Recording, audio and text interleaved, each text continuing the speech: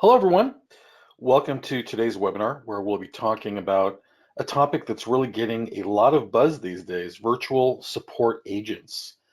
A virtual support agent, or a VSA, is the next logical evolution of a chatbot. Because where chatbots are primarily conversational, a VSA is both conversational and actionable, making them much more valuable to an enterprise, and particularly to a service desk using an ITSM platform. Why am I not advancing here? There we go.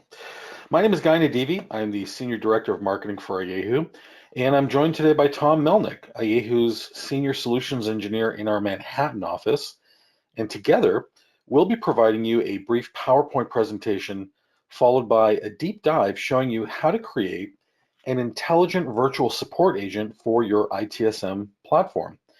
If you have any questions during the webinar, please submit them through your chat client on the GoToWebinar panel, and we'll try answering all of them during the Q&A portion of today's webinar right after the demo. I'd like to start out today by just saying a quick few words about our company, IAHU. We were founded 12 years ago in 2007 and released version 1 of our software 10 years ago in 2009. We are a global firm with offices in the Bay Area, Manhattan, and our R&D is run out of Israel. We've received a number of industry recognitions, and we've got a portfolio of over 200 clients comprised of some of the biggest and best known enterprises in the world. And these organizations typically have very large and or very complex environments, and they're using the IAHU automation platform to automate some segment of their operation. Okay, let's dive in and talk about the current state of IT operations. Who knows what a zettabyte is? No Googling. A zettabyte is a trillion gigabytes. That's a 1 followed by 21 zeros. As humans, it's kind of hard for us to wrap our minds around a number that large. So I want to use a visual metaphor to help provide a frame of reference for just how much data 1 zettabyte represents. And the visual metaphor that I'll be employing should be a familiar one, grains of rice. And I'll start with just 1 grain of rice, and we'll say that 1 grain of rice is equal to 1 byte of data. And so that would make a kilobyte, 1,000 grains of rice, equal to about a cup. A megabyte of data would then be the equivalent of 8 bags of rice. 1 gigabyte of data in terms of rice is equal to 3 container trucks. A terabyte of data would then be the equivalent of 2 container ships full of nothing but rice. Now look at this. An exabyte of data in terms of rice would cover all of Manhattan. A petabyte of data would just about cover all of Turkey. And then finally, here's what a zettabyte of data in terms of rice would do. It would fill up the Pacific Ocean. Now, this last visual using the Pacific Ocean is very relevant, especially if you work in IT operations. Because here's what life looks like right now if you're in IT operations. IT ops is getting absolutely inundated by data thanks to all the systems that they're maintaining that create, store, access, and deliver data for their employees, their customers, their partners, etc. And so as a result, there's a tsunami of incidents, events, thresholds being crossed, etc., that are flooding over IT operations, and it's only getting worse. And here's how much worse summed up in one graphic. This is a chart from IDC in conjunction with Bloomberg estimating the size of data comprising the digital universe. Look at the insane exponential growth of data just from 6 years ago in 2013. Next year, 2020, there will be almost 50 zettabytes of data worldwide, but just 5 years later, in 2025, there's going to be 175 zettabytes of data. And here's an interesting correlation. Look at the increase in the number of times companies are mentioning artificial intelligence in their earnings calls. And I don't think it's a coincidence that it mirrors the growth in data, which then leads me to point out something I say over and over again during our webinars, customer success calls, and just about every chance I get. And that is that people don't scale very well. Even the very best data center workers can only do so much. And at some point, and that point is pretty much right now, end user self-service in concert with automation has got to take on a greater share of the service desk tasks all this growth in data is necessitating. So when does it make the most sense for your end users to interface with virtual support agents instead of live operators at the service desk? Well, one obvious answer to that might be as your organization's first point of contact for L1 support issues, which then brings up the question, well, what kinds of L1 support issues should end users be provided a VSA for? Well, password resets are an obvious one. Gartner estimates that these are responsible for as much as 40% of your service desk's call volume. Onboarding employees and its closely related counterpart, offboarding employees, are also excellent tasks for a virtual support agent. How about VM provisioning and VM resizing? These lend themselves very well to a VSA interface. Another good one is service restarts. It makes a lot of sense to empower end users to be able to do this themselves via a VSA. And there are many, many more L1 support issues that would be great candidates for virtual support agents. But then what about your service desk? What should they do once the VSA has taken on all these tasks? Well, there's still probably a number of L1 support issues that are not well suited for a VSA, and the service desk can certainly continue handling those. Of course, most, if not all of your L2 and L3 support issues are still best handled by a service desk for now. And finally, vendor support issues are probably still best managed by the service desk. So deploying a VSA will clearly shift a lot of tedious, laborious tasks off of the service desk and free them up to do other things. But what kind of impact does this have on the cost structure of a service desk? The average industry cost of handling an L1 support ticket is $22. So if you use this figure to do a back of the envelope calculation on how many tickets can be offloaded from the service desk to the VSA, you're likely going to realize a significant reduction in support costs. By the way, for comparison, the average industry cost of handling an L2 or L3 ticket is $69 and $104 respectively. And if it escalates all the way up to vendor support, then that ticket on average will run you $599. And these numbers are taken from a study conducted by Jeff Rumberg of MetricNet, and he presented these at the HDI conference back in 2017. Now look at this. The average cost of a ticket handled by a virtual support agent is just $2. And as a bonus, the issue often gets remediated much faster, resulting in greater end user satisfaction than going through the service desk. And though I've alluded to it indirectly, I want to make sure this benefit is clearly articulated. A virtual support agent can reroute a trainload of L1 incident tickets away from the service desk, freeing them up to focus on more important and more strategic things. And this is a huge value proposition. All right, we've talked about the benefits to IT, but what about the benefits VSAs provide to end users? Well, here's an obvious one. Ask any end user how much they love waiting on hold when they need an issue resolved, but no one's available to help them. Waiting on hold can really degrade the end user's experience and perception of the service desk. But with a virtual support agent, no one ever gets put on hold because the VSA is available 24/7 by 365. VSAs never take a break, they never call in sick, and they never get temperamental due to mood swings. And they're always available and ready to perform. Then there's the mean time to resolution, better known as MTTR. As every service desk knows, the speediness of their incident remediation outcomes is one of the key KPIs that they're judged on. Well, when it comes to speedy MTTR, VSA should be faster than a human being just about every single time. And finally, have you got younger employees, particularly from the millennial generation, working at your organization? Well, of course you do. Just about every company does, and some have them in far greater percentages than others. Well, guess what? This generation, raised on Facebook and mobile apps, generally prefers interfacing with technology rather than people. And I think that's something we all know empirically because we've seen it for ourselves. But in addition to that visual proof, a survey conducted in 2018 by Acquire.io found that 40% of millennials said that they chat with chatbots on a daily basis. So providing VSAs that empower younger workers with self-service capabilities might just give your organization a competitive advantage in attracting the best and brightest millennials to your company. Okay, that brings us to a quick poll we'd like to conduct before diving into the demo. And I'm going to ask Michal to go ahead and share that on the screen. And our poll today is, has your organization considered deploying chatbots for virtual support? No, we have not. Yes, we have, but none are deployed yet. Or yes, we have, and they're in production.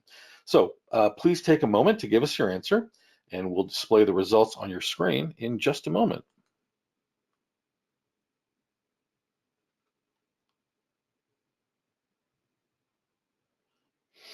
Okay, the results are coming in. And if we can flash those results, well, look at that. Half of you said that yes, you have considered deploying but haven't gotten any up yet, and over a third said that you do have them and they're in production. So clearly this mirrors the overall trend that we're seeing, which is organizations are very interested in intelligent virtual support agents to offload the burden on the service desk.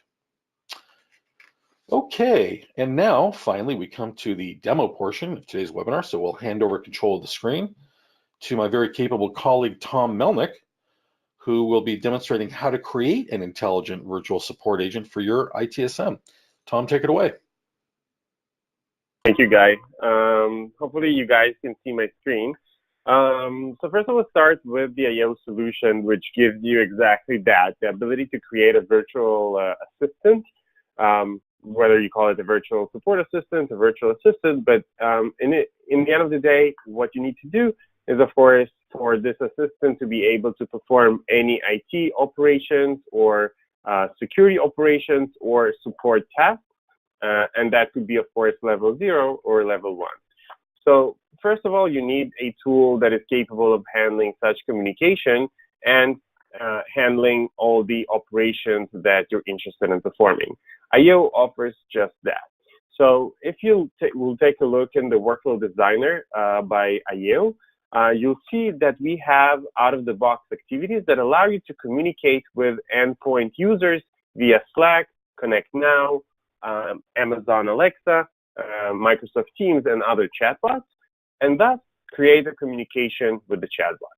So first of all, I would show you live how we do that, and then of course we'll drill down into the possibilities and the ways to create such virtual assistants.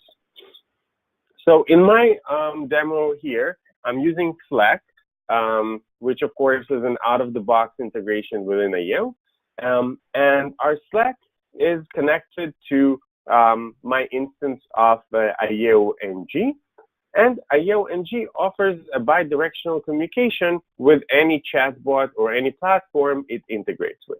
So from the one direction, we're able to push messages into IO from the chatbot, and the chatbot could communicate back, or IO could communicate back via the chatbot to the endpoint user that initiated the communication.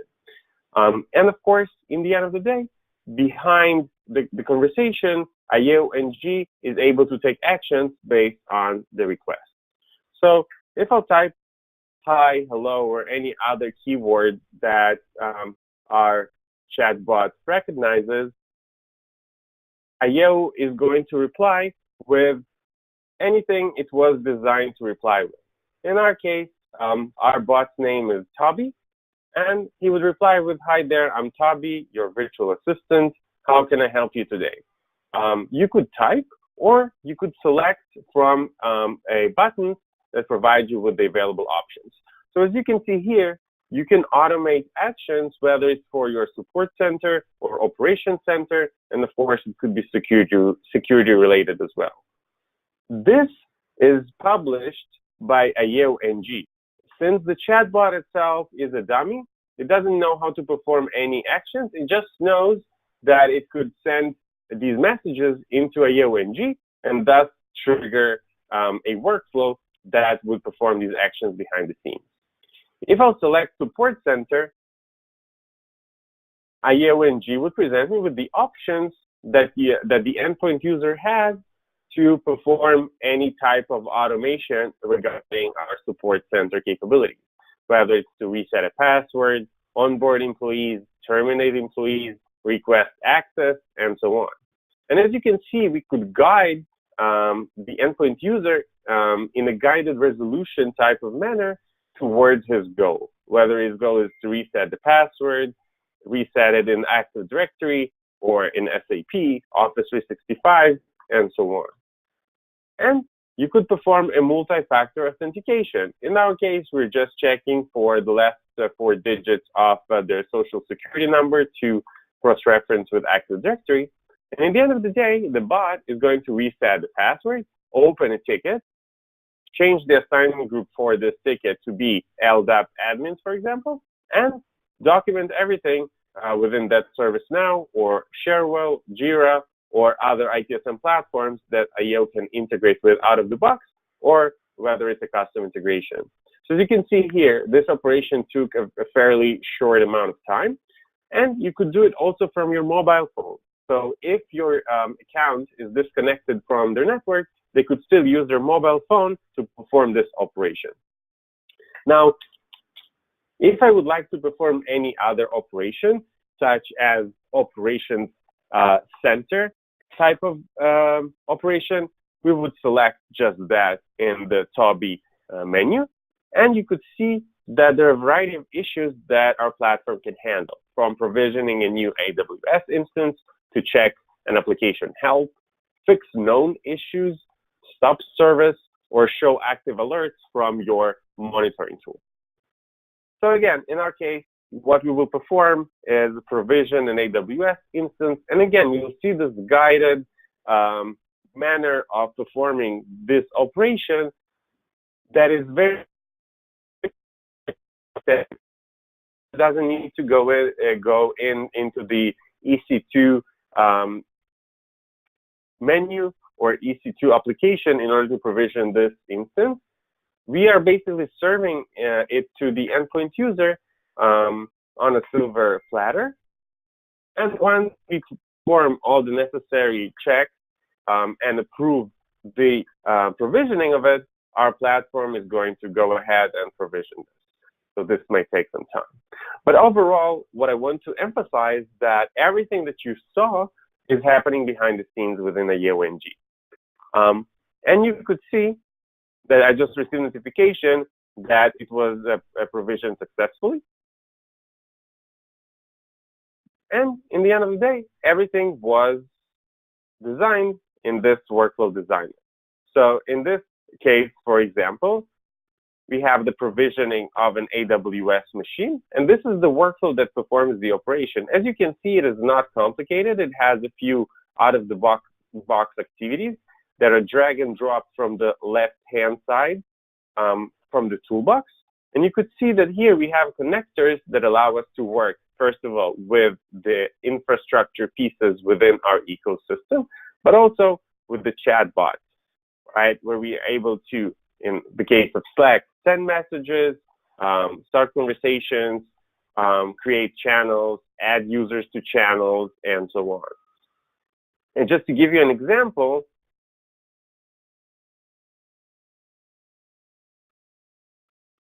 in this case, I'm presenting the greeting when a user selects a specific action. In our case, it's selected Support Center. And you could see that I present him with the buttons and the options of what he could perform. And of course, this could be cross-referenced to their Active Directory group, and we could see if that particular endpoint user has the privileges to perform a certain operation. So this is a very easy way to create a deterministic kind of workflow that interacts with an endpoint user.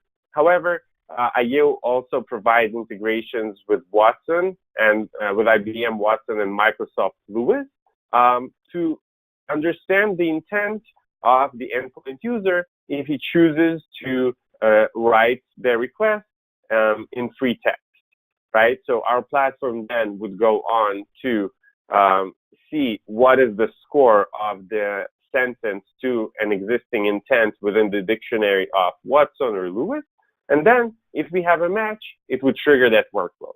So if your endpoint user or operator would prefer to type in a free text, it would be very easy for us to integrate with these third-party AI providers.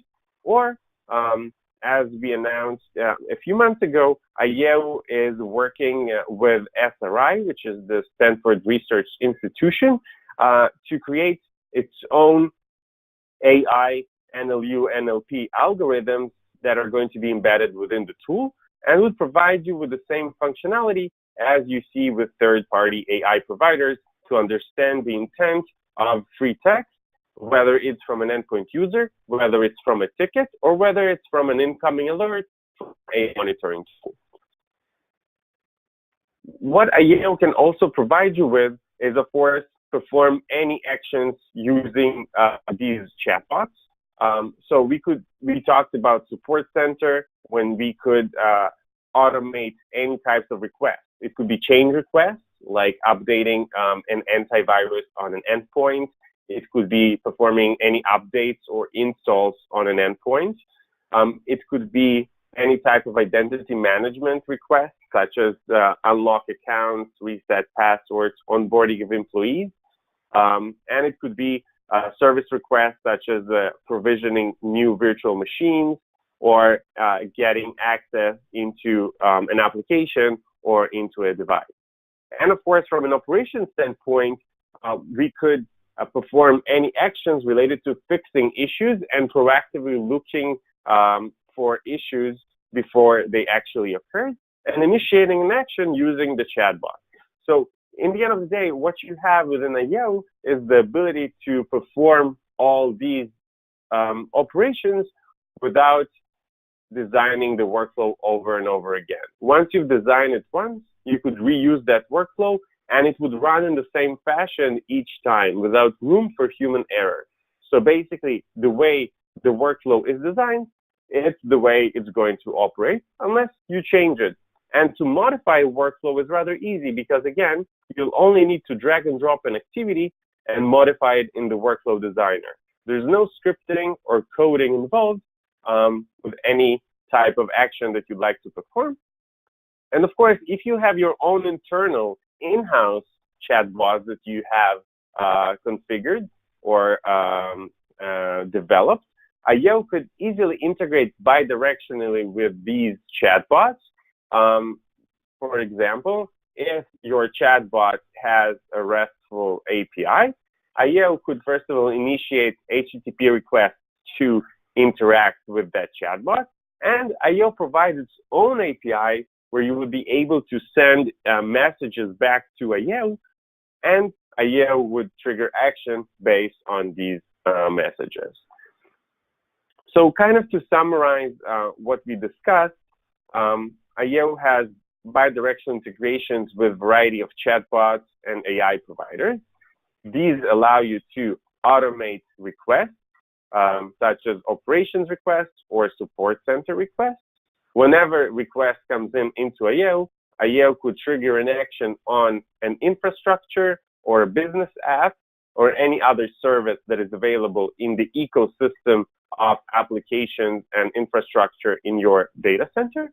And then, of course, provide the endpoint user with the best possible way to automate their request or operation that they're requesting. And that sums it up.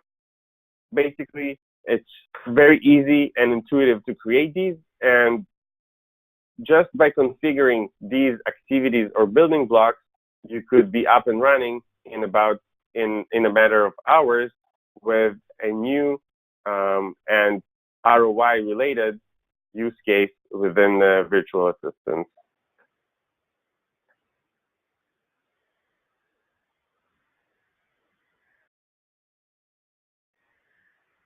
Okay, Tom, Back to you, thank you guys. very much.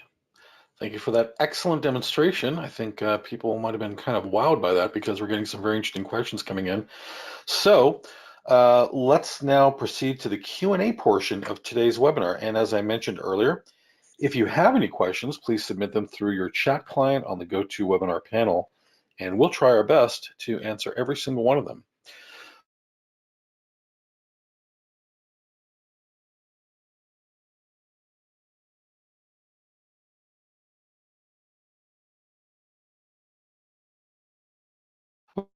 First question, pros and Tom, any thoughts about that? Sorry, Guy, we haven't heard you. Oh, I'll repeat the question. What are the pros and cons of using general purpose bot engines compared to your solution?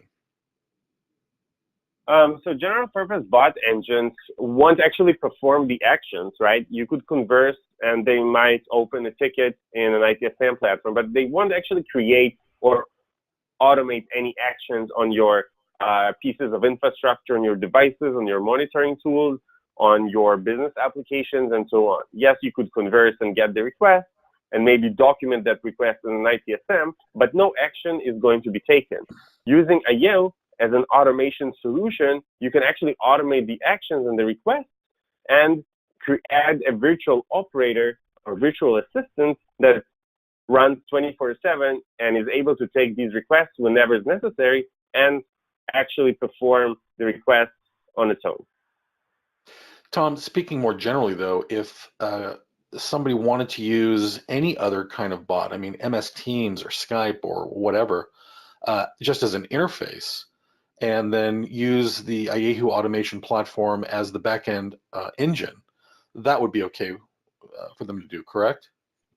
Yes. So this is more towards the UI itself, since as I mentioned, a chatbot is rather a dummy, right? So it doesn't know how to actually perform the actions on its own. He knows how to forward these messages or requests to other platforms. In our case, to IO, and IO then takes action. So for us, we have out-of-the-box integrations with tools like Connect Now and Slack and Amazon Alexa and so on, and we're able to work bidirectionally with them. And of course, tools that we don't have or chatbots that we don't have out-of-the-box integrations with yet, we can simply integrate using an API. But generally speaking, as you know, IO is a vendor-agnostic tool. So it can integrate with any other vendor, whether it's any other chatbot, for example. Okay. Next question. Do you have an on-premise solution? Yes. So IO is an endpoint solution. It's an on-prem solution that allows you to install the product either on your data center or on your cloud, whether it's private or public. And of course, we do offer hybrid solutions that would work between your cloud and your data center. Okay. Here's an interesting one. Do you have voice integration? So IO offers integration with Amazon Alexa, for example. So yeah, so it is able to, the endpoint user is able to converse with Alexa, request, for example, to perform a health check on their system. Alexa translates this into an event or a message that it sends to IO. And then IO, of course, takes the information that comes in from that event, parses it, and performs the necessary health checks. That's one example. Resetting a password. You could just request from Alexa to reset a password, and then Alexa could send you tell you what the temporary password is, and so on. So definitely, we're able to integrate with these types of providers, such as Amazon Alexa or IBM Watson, and recognize and perform voice recognition and basically trigger workflow and action based off of that, and update the provider back with the response. And with regards to voice integration, here's some late breaking news. We're going to be announcing something called Angie, which is our own in-house built voice integration. And if you're going to the ServiceNow Knowledge 19 show in Las Vegas at the beginning of May, you'll be able to stop by our booth and see it in action for yourself. Next question. If a user selects a wrong choice by clicking a wrong button, how does he or she fix it? Yeah, so you could it depends on the design of the workflow itself. So if you're designed to exit, then you could do that. If you're designed to go back to the main menu, you could do that. And at any point of time, you could insert breakpoints in order to ask the operator or the endpoint user if what he entered thus far was correct. If not, a Yale could fix it. But again, so far it is deterministic, so this must be designed within the workflow. So before getting into the design of how the workflow is going to look like, you need to understand the use case, right? What is the flow of the process? An endpoint user enters his request, IEO presents buttons, or you will allow the endpoint user to present to type in free text. How is it going to look like? And of course, in the end, you must present him with all of his selections and make him approve this request. But again, you don't have to do it. As a general practice, that's what IEO is preaching. However, it could be up to you. How would you like to handle each request? But IEO offers error handling mechanisms within the workflow designer itself. And for more details, we, of course, would be happy to assist to anyone on this webinar with answering these types of questions and demonstrating the capabilities of our workflow designer and providing more information regarding chatbots. Okay, next question. I think I'm going to take this one. Does IEHU provide orchestration capabilities, or do you rely on a third-party orchestration tool? No, IEHU actually is an orchestration tool, and we have over 500 activities from a number of different platforms and third-party tools that are custom built and all available within our automation platform from our interface. So IEHU is very much of an enterprise-grade orchestration tool that can allow you to create workflows that touch multiple platforms from a single pane of glass. All right, next question. Can you please share the slide on IVA versus Service Desk and elaborate a bit on the use cases? We will be sending an email out to everybody who registered for this webinar, and you will actually have direct access on SlideShare to the entire PowerPoint. And so if you'd like to review that a bit afterwards, you'll be able to without any problems. Let's see, can you explain in a bit more detail on intent-based interactions? Yeah, so we'll be happy to discuss this more. However, it's not part of the webinar's topic, but overall intent is a part of natural language processing or natural language understanding. And it is basically a dictionary that exists within the AI providers, such as IBM Watson or Microsoft Lewis. So if the user, for example, types password reset request in 100 different options, the AI or NLU platform can understand the intent is password reset, no matter how the user is going to type it. Of course, it must educate that AI platform about the types of requests or the phrases or how the endpoint user might phrase reset password request. But then the AI platform is going to pick it up on its own and would recognize and attach a score for the endpoint user's request if it matches an intent within the dictionary of that AI provider. So basically, that's kind of from a high-level view of the way it operates. And of course, then we'll be able to attach a running workflow to that type of request. So for example, if you enter in the free text, onboard a new employee, or I'd like to add a new user, it might recognize it as the same thing and would trigger behind the scenes within a Yale the appropriate workflow to automate that action. Yeah, maybe in the future we'll do a deep dive on how to build all these intent-based interactions using IEHU, but that is a little bit out of, as Tom said, a little bit out of the scope of today's webinar. Next question. Thanks for the information so far. Great content. You're very welcome. I would like to know if I can use machine learning from an external source, train my model, and let IAHU query my external source for additional information. Yeah, that is completely possible, and bread and butter of our platform. IO can integrate with any in-house application or any external application that you might have in a manner, of course, of backend access. So if your application has an API that is reachable to and from IO, then we could integrate and learn from your machine learning experience or application regarding what we should proceed with within the workflow and learn over time, of course, and perfect the matches that we have. Next question. Can I create new automations to my in-house applications? Of course, so it's kind of the same, along the same lines as the previous question, although with the different applications. So again, IO is able to integrate with any tool bidirectionally. If we have our own API that we publish, we have an SDK that we provide as well. And within the workflow itself, IO can tap into your platform and trigger any type of method you provide or you publish with your own API.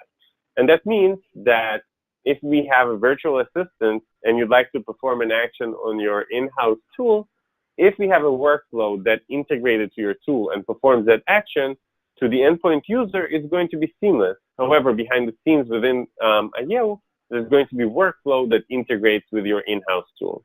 So long story short, if you do have an API, we could integrate with your platform. Okay.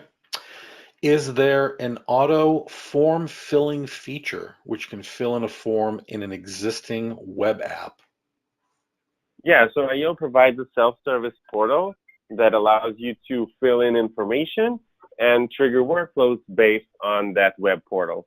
And for more on that, we'll of course share our contact, so you could reach out to our sales representatives so they could talk more about this option and how we combine it into our platform. Okay, this next one is a little ambiguous, but I'll read it directly. It says, what programming model do you have for custom fulfillment? I'm not sure I understand the question, so if you could pose that question to our support portal, that would be great. However, if we're talking about custom fulfillment such as requests via ITSM or any other portal, IO can pick up these requests and basically trigger a workflow that would initiate the actual actions to be performed. Okay. You mentioned Amazon Alexa. Did you mean to say Amazon Lex? I did mean to say Amazon Lex, yeah. Okay. Next, how can I improve or check how my workflows are working and helping my employees resolve their issues?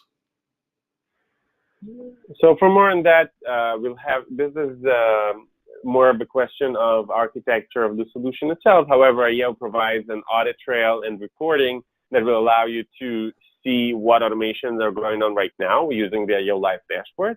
And you could also generate reports from IO regarding how much time you have saved in terms of the ROI of the platform, what was the mean time to recovery or to resolution. And in the end of the day, you could attach a dollar cost to each request that IO automates versus any requests are manually performed. So that's how you could see an ROI. And for that as well, we could actually demonstrate how we calculate ROI for IO. And for that, please contact our sales representatives as well. Some really great questions coming in today. Next one, what happens when your VSA cannot help the end user? If the VSA cannot help the endpoint user, the VSA could reach out to the appropriate operator from the service desk via Slack or any other option, such as opening a ticket in the ITSM and assigning it to the group that could actually provide manual help. So you could actually build a sort of a escalation procedure right into the VSA. Correct. Let's see, if there is a long list of choices, what options do you have? Drop down? So we do provide buttons, and soon we will provide drop downs in Slack as well to ease the usage of multiple choices. Okay, next question. Did I understand correctly? An admin will need to create the questions and button responses? If so, is this a scripted virtual agent to manage routine questions? This is not a scripted one, since IAO is a scriptless and codeless. So you'll have to design a workflow using a workflow designer in a deterministic way to make sure that you mimic actions that are performed manually by an operator. So in that regard, yes, you'll have to provide the questions and the expected output and proceed based on that output to actually perform the automation, right? Because IAO doesn't rely on other orchestrators to perform the automation. It performs the automation using its own engine. However, you should design the workflow in a way that is performed by the SOP, or the standard operations procedures in your organization. So there won't be any room for human error within the automated workflow, as it would be when the operator performs the workflow or the use case manually. Next question is a good one. Is NLP/NLU dependent on an IBM Watson to understand intent? Currently, yes. However, we will be unveiling our NG capabilities, like Guy, like you have said before, and you'll see that we'll have our own internal NLU NLP database that you could work with and be independent, and not be dependent on Watson or other AI providers. Next question. Are you using machine learning for creating the conversations, or do I have to use intents and entities along with the dialogues? Currently, you'll have to use intents and entities. However, on a roadmap and part of the future, we're seeing machine learning, basically learning over time about the tendencies of your endpoint users and providing you with suggestions on how you could improve your existing use cases, or what use cases you could create depending on the volume of your requests or responses within your virtual assistant. Okay, it looks like this will be the last question. What are the other platforms that I can deploy the VSA apart from Slack? Microsoft Teams, Amazon Alexa, ServiceNow Connect Now, and a lot of other providers that we're working with, such as LogMeIn. And you'll be able to integrate with any in-house chatbot that you might have using our API or the API of your chatbot. Excellent. Thank you, Tom. And that concludes our webinar, everyone. Thank you all again for attending. If you think of anything else that you'd like to ask, my email address is very easy to remember, as is our website, and both of them are on your screen right now. As a next step, for those of you interested in exploring how to create intelligent virtual service agents with IAHU NG for your ServiceNow instance or any ITSM platform, I strongly encourage you to visit our website and download your own free 30-day trial copy. It's available from the homepage menu on IAHU.com, and it's a full-featured version of the IAHU NG software that has all the functionality Tom demonstrated today. If you would like to get started with learning IAHU NG, I invite you to visit IAHU Automation Academy. The URL is on your screen right now, there in the middle, or you can just visit our website and find it under the resources menu. Everyone who registered for today's webinar will be receiving an email shortly with a link to the recording. Please feel free to forward it on to your colleagues. And please also be sure to visit our blog, where we'll be posting questions and answers from today's session. Have a great rest of the day, everyone, as well as a great rest of the week, and we'll look forward to seeing you at our next webinar.